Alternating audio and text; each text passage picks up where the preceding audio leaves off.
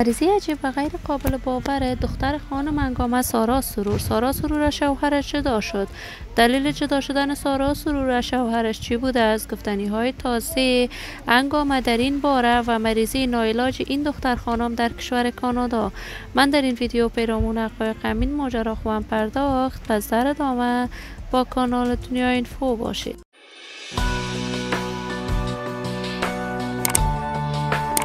سلام و سلامتی نثار تک تک شما دوستان نهایت ارجمند کانال دنیا اینفو. شما را خوش آمدید میگم به یکی دیگر از ویدیوهای جذاب و دیدنی این کانال.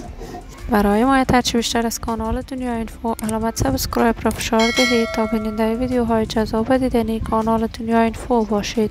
سارا سرور دختر خانم هنرمند یکی از چهره‌های شناخته شده و مطرح در میان هنرمندان افغانستان است.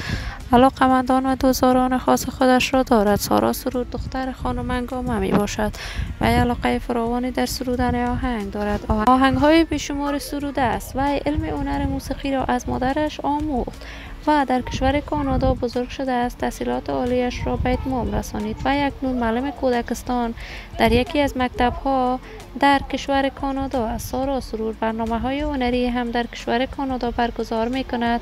دوستداران و طرفداران خاصی دارد. این دختر خانم هنرمند عاشقانه هنر موسیقیش را به پیش می‌برد. 2 سال قبل با یکی از پسران ترک در کشور کانادا نامزد شد. محفل نامزدیش را خیلی باشکوه برگزار کرد.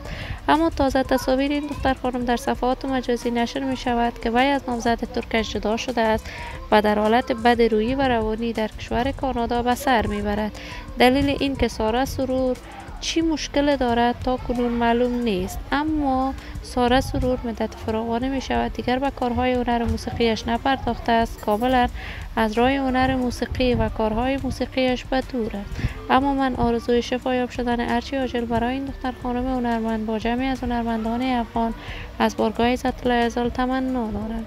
دوستداران و همراهان نهایت ارجمند کانال دنیا اینفو، شما هم نظریاتتان را در بخش کامنت با من شریک بسازید.